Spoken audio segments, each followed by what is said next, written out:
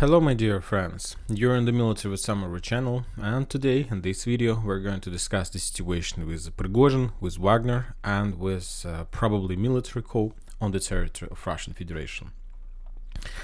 So for this we're going to talk about the most important actors of this scene. We're going to talk about Prigozhin himself, Shoigu, the Minister of Defense of Russian Federation, and of course the head of Ukrainian Russian Army, Valery Gerasimov, the head of Special Military Operation. According to this map, as you can see, this map shows the not real presence, not the real location of these icons. So first of all, let's adjust the map and then we will continue. First of all, after the fall of Artyomovsk, the fall of Bakhmut, according to information we have, Prigozhin was removed to in the vicinity of Lugansk. He had the main base and something like camps, military camps of his forces somewhere in the vicinity of Lugansk. Later we have removed the Wagners and Prigozhin himself to Belgorod region because the sources were saying that because of situation on the border, Wagners were planned to remove in direction of Belgorod region, in direction of Kharkiv and so on, and we thought a lot and we made our own projections, speculation, thinking that Wagner and Special Unit Akhmat, Prigozhin, will attack and will try to capture Kharkiv, or will at least solve the issue on the Belgorod border. Furthermore, another icon is in the south, is the head of Russian army, head of Special Military Operation, Valery Gerasimov. We have removed him in this direction recently because, if you remember, during the 4th and the 5th of June, there was a Ministry of Defense report where the Russians reported that Valery Gerasimov visited the combat line. It was controlling and coordinating Russian forces all over the combat line during that offensive, during the beginning of offensive operation. But basically, after a few days of counter-offensive Ukrainian operation, when the operation was completely fell, the head of Russian army Valery Gerasimov was redeployed and moved himself to Rostov-na-Don. Basically, Rostov-na-Don is the main base of Russian forces, the main headquarters that the Russians used to control and to coordinate the entire army all over the combat line. And the final actor is Sergei Shoigu, the Minister of Defense of Russian Federation. Yesterday we discussed that he visited Belgorod with an inspection, but the source were saying that he visited not yesterday, but these days he made an inspection, and there was a video published by the Minister of Defense. After that, this person have moved to the south to the and he had a meeting with, according to the information we have, with Sergei Gerasimov, with the head of Russian army. So probably they have some meetings and so on. So they together they were in Rostov-na-Don. So this is the beginning of this story, let's say. Yesterday in the evening we got the first update, the video that were published. The video was published by the official sources of Evgeny Prigozhin, the head of Wagner's, and according to this video, there is a soldier who is running across some camp in the forest. He was running, he was saying that everything is bad, they attacked us, everything is terrible, so we have big problems, oh my god, what to do? So basically, according to this video, the Wagners are saying that the soldiers was running in the camp, and this camp was attacked by missiles. And according to Prigozhin, that attack was made not by the Ukrainians, but according to the signs in the sky, this attack was made by Russian ministry, by Russian forces, and probably that was the final thing that break that force of Prigozhin and force Wagner's to start acting. And after that, the Wagners and Prigozhin published a lot of video, not video, but a lot of voice messages, and I believe you've heard all of them. If you haven't had possibility to translate them, I will tell you that most of those audio messages was about that the Minister of Defense of Russian Federation, the Minister of Defense, the head of Russian army, these two persons we just discussed, Gerasimov and Shoigu, are criminals. They are killing people, they're killing soldiers, they're not supplying Russian army with weapon, they're bad guys, and has a lot of so they are the main people who is responsible for losses of the territory, the loss of Izum, the loss of a lot of Liman and so on. So these are bad guys, and Prigozhin was going to make truth come true on the surface, and to replace these guys and to win this war in Ukraine and so on. So a lot of interesting talks and so on. And after that, after the Prigozhin started publishing this video, these audio talks, and after publishing this video with explosion somewhere in Wagner's camp, the Wagners started movement in direction of border, and they started movement in direction of Rostov-na-Donu. And according to information we have, Wagners had a lot of camps and still have in the vicinity of Lugansk. So some Russian Wagner forces crossed the border on the south in the vicinity of like border passage by the name of Dovzhanskaya, or like so in this area, and the Russian sources are saying that the length of the convoy was around 50 kilometers. So the first group of Wagners passed on the south, and this is very close to Rostov-na-Donu. We can calculate the distance with Rostov-na-Donu for these purposes. So we can say the distance to Rostov-na-Donu from the first point was around 86 kilometers, so it's not very big distance. And imagine yourself that the entire convoy, that it was the updates we start receiving somewhere at 2 or 1 a.m. of the local time. So this is the distance even more, because there's like a straight line and we have some corners and so on. 86 kilometers, 53 miles, and imagine yourself that the entire like convoy was on this front line was around 50 kilometers. So basically, so the entire line of Russian forces was something like this. They were moving to the south. The second Wagner's army crossed the border in the vicinity of Voloshina, this settlement on the north, and they were moving also to the MO4 road. As you can see, they were trying to move from the north. As you can see, Wagner took a decision to split their army, not to collect everything in one convoy, because understand they thought about the risk, and not just about risk. In the end of the video I will give you my opinion about the situation. Probably they it was like from logistic perspective it was smarter to split the forces, and one force should use the northern road and the second one southern, and furthermore the northern forces will secure the northern flank. So Wagners crossed the border and started movement in direction of Rostov. After that, we got during the night a lot of videos, a lot of helicopters who were flying. There were like rumors and talks that some helicopters started bombing and shelling Prigozhin forces. Furthermore, Prigozhin himself published a video and another audio like message where he was saying that the aircraft Su-34 received an order from Gerasimov and Shoigu to attack like Wagner's convoys along the road, but they refused to follow this criminal order and so on. Basically, we haven't received any updates or any confirmation that there was any attack from any airplane against the Wagner's convoys, so basically they will know. But Wagner's in another audio message reported that as a result of air defense work, they shut down at least 3 helicopters that were attacking Wagner's convoys that were heading in direction of Rostov-na-Donu. Somewhere at 3 a.m. The Russians start publishing video how they were started blocking the road in front of Wagner's who were heading in direction of Rostov-na-Donu.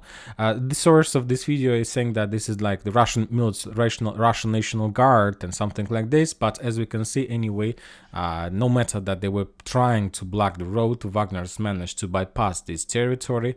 They managed to bypass, and to somewhere at 4 or 5 a.m. of the local time, Wagner's managed to enter the settlement. They managed to enter Rostov-na-Donu, and by that time, the Sergei Shoigu, the Minister of Defense, and Valery Gerasimov, the head of Russian army, left these settlements. For now, the destination where they have moved is unknown. I believe that they have moved to the north, probably making some kind of hook, or probably they have moved to Volgograd. This is the closest point, and the Russians have already also blocked the roads in direction of this settlement. So basically, I don't think that they were able to fly to the north. It was too risky. I believe that they moved in the very near settlement somewhere in Volgograd. And Prigozhin by this morning entered Rostov-na-Donu, and basically he captured, we can say that the sources are saying that he captured the settlement, not just Rostov-na-Donu, also the Russians are saying that he captured this small settlement on the south by the name of Bataysk. This settlement is located on the hill, and basically on this video you see that the car moving along the road, and on the final like screens of this video we're gonna see Russians Wagner soldiers somewhere Yes, this is the part. Wagner's soldiers somewhere in this area, so you can see a lot of soldiers. So the Wagners have captured the southern flank of this settlement. Basically, they have secured themselves on the hills from any attacks from the south area. Wagners have captured, of course, the northern settlements, and they established another control over the northern part of Rostov. And Wagners also entered the settlement as well itself. And today we got a lot of videos. The entire number of Wagner forces who are currently in Rostov-na-Don and in the Rostov-on-Don region on Don is around 25,000 soldiers. And when talking during the night, a lot of Russian officers, generals like Surovikin, published their own videos asking Wagner to stop and not to do anything. Surovikin is the only person that who Prigozhin respect. This person coordinated actions with between Minister of Defense and General Staff and Prigozhin himself and this person who helped Wagner to create operation of storming Bakhmut. So as I understand, it's a very good friend of Wagner or of Prigozhin or something like this. On this video, this person asking them to stop, not to do this because we have enemies abroad, not like in the territory of Russian Federation and so on. And this morning we started receiving a lot of videos how Wagner's captured the central part of this settlement. Basically, as you can see, there are armored vehicles, soldiers lying on the ground, a lot of people who walking along the street making their own TikTok or YouTube shorts or something like this. Anyway, the entire capture of the settlement took place without even a single shot, just based on the Wagners. They shut down at least 3 helicopters, my bad. This is the video is coming from the general south general headquarters, and as we discussed, the Shoigu and the head of Russian army have already left this territory by that time. And on this video we can see the first negotiation process between the head of Russian intelligence, not the head with a vice head of Russian intelligence, and another general. He's a very famous general. I can't remember his name right now. And they were talking about the situation, and Wagner told them that we have captured. He told them we have captured Rostov-na-Don. On Don, we are not going to move. We are not going to make any barriers or problems for you to continue your job. You can continue clashes and special military operation, but the purpose of ours, that why we captured Rostov-on-Don, is that to prevent and not to allow the Ministry of Defense to bomb Wagner's forces with aircrafts and artillery. So basically, the things that Wagner did is he understand that most of his camps were located among fields and forests, and it was a very nice target for the Russian Ministry of Defense, for Shoigu, to attack his camps using the artillery, using aircrafts, using different missiles and so on. So he was under the sky, and he was a very good target for Minister of Defense Shoigu and head of Russian army Gerasimov. So basically, he just take a decision to cover his army inside of Rostov-on-Don and to use this settlement as a living shield. And because of course the Russians won't attack, the Ministry of Defense won't attack settlement when there are a lot of civilians, there could be a lot of casualties. So he just secured himself. This is the first reason. And you need to understand another reason why Prigozhin did that. If you remember, basically, during the Battle of Bakhmut, Prigozhin managed to accumulate a very powerful army. By the end of that war, he had around 25,000 professional stormtroopers, soldiers. And right after the Battle of Bakhmut finished on the 21st of May, and after that, according to sources, he were moved to the camps for trainings, regroupings, and so on.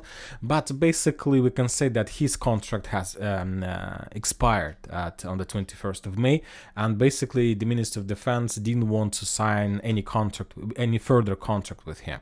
And of course, we understand that contract, first of all, it's not just like aim and target purpose to live. Contract, first of all, is money. So as you understand, on the 21st of May, probably Prigozhin received the final payment somewhere on the 20th of June. Right now, for May, like salary for May, he received in June. And after that, he understands that the Ministry of Defense is not going to sign a contract, so that's mean that in July he doesn't have any possibilities to pay salary to his 25,000 army. And basically, that was another reason why he started this operation, because, as I understand, the Ministry of Defense tried to cut his power off, and so there was. So it's up to you to what was the real purposes of that operation. But as I understand, the first one, the most important one, was money. And of course, we will discuss another option, another thing in the end of this video.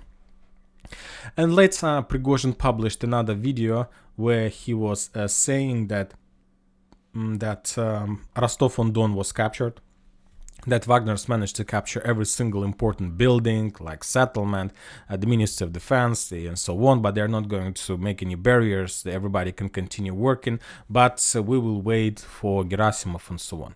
So this is the situation. First of all, we need to understand that this is not a military coup, because when talking about military coup, that means that some forces are trying to replace the current leader of nation, of like Russian Federation and so on. But currently we see that Prigozhin was trying to replace the head of Russian army and like Valery Gerasimov and the Minister of Defense Shoigu. This is the first thing. Furthermore, everybody, and including Prigozhin, talks about Putin very good words. He doesn't say anything bad about him. So he tries to show that we don't have any problems with the president of Russian Federation. We just have the problems with the Minister of Defense and the head of Russian army. This is the first thing. Okay, now I'll give you my opinion. If you ask me, of course, it's a very terrible situation, and if you ask me what my first reaction to this situation, because currently I'm living in Belarus, and of course in this country on the north of Ukraine, and we have like all very tightly connections with the Russians, and of course if Russia have problem, we understand in Belarus that we will have problems as well. And the first reaction, my reaction against this towards the situation, was that the Russians need to stop this situation no matter the price and no matter the cost. So this was the first reaction, to stop today, not to give this situation to spread further, to stop it today, no matter what. To stop it no matter what. And believe me, most of the Russians, those soldiers who are located on the combat line in Moscow and cities, who understand the situation, of course nobody wants to start a civil war in Russia, because it will ruin the Russia completely, and it will ruin the Russia completely, of course. So everybody wants to stop this situation as fast as possible.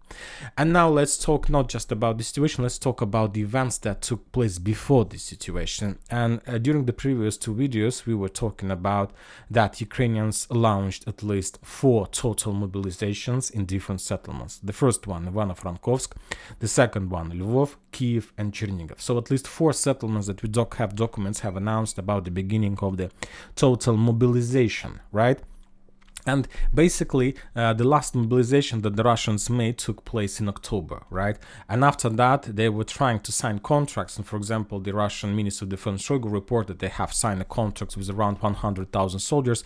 But you need to understand that those 100,000 soldiers is not the newly recruited soldiers. These 100,000 soldiers also includes volunteers and soldiers of private military companies that were located already in Ukraine. So the Russian army during this year haven't increased on 100,000. Maybe the army have increased for like 50,000, but the rest 50,000 is already the soldiers who were located on the territory of Ukraine, but under another flag, like volunteers and so on. So this is the situation. But the Ukrainians, since the Russian mobilization in October, have already made 3 mobilizations. The first one that was like the same time with the Russians, the second was somewhere in February, March and April, and now the Ukrainians have launched another third wave of mobilization, and they're planning to mobilize around 100,000 soldiers. And the thing is that during the battle of Zaporozhye, the Ukrainians haven't lost 100,000 soldiers during during the June, just 14 according to the Ministry of Defense of Russian Federation, right? So basically, the Ukrainians haven't lost the number of forces to replace them with mobilization with 100,000 soldiers. The Ukrainians is on process to increase their army more and more and to make Ukrainian army 3 times, 4 times more than the Russians one. And basically we are getting back to the situation with Rostov-na-Donu. My first reaction was to stop this situation anyway. And basically, this entire situation currently gives the Russians at least a few benefits. The first one, as you can see, Prigozhin captured this settlement without any fire. He told that they just shot down 3 helicopters. Maybe we will see some video confirmations, but this is not the losses so that can ruin the entire Russia. So this is not such a critical situation. But from the other side, we see that Prigozhin is not going to leave Rostov. He will try to blockade the settlement, at least for some period of time. And this situation gives the Russians, to be more precise, this situation gives Putin power to announce, first of all, to adopt martial law on the territory of Russian Federation, and the second one to announce the total mobilization. So these are 2 things that the Russians benefits, because one more time, every single person in Russia, maybe they don't want to have special military operation, maybe they're tired, maybe they don't want to fight on the front, but they don't want to have problems on their territory. They don't want a civil war, and they're ready for everything just to prevent civil war. And total mobilization is the best solution, according to everybody, to do this. Because if Wagner's have 25,000 soldiers, and if the settlement will be encircled by million army, of course Prigozhin will surrender. It's obviously. But so anyway, there are at least we can make some conclusions. Probably this is something like a game, a cinema, and the main purpose of that to launch massive mobilization in Russia and to adopt martial law all over the territory of Russian Federation. The second one is that this is a real situation where Prigozhin have captured Rostov-on-Don, is going to block the settlement. Anyway, this situation gives the Putin power to adopt martial law and to launch massive mobilization. Anyway, in any case, no matter this is a real situation, this is military coup, or this is just a game, the Russians currently are able to mobilize up to 5 million soldiers and to solve the situation with Ukraine, with Prigozhin in the next half a year. So this is the most important thing that you need to think about during today and during receiving a lot of updates from Telegram channels, from internet and so on. And that's it for this video. Military Summary channel reminds to condemn any violence in the world. Thank you for watching. Subscribe to my channel, put your likes to my Patreon, and have a good day. Bye bye.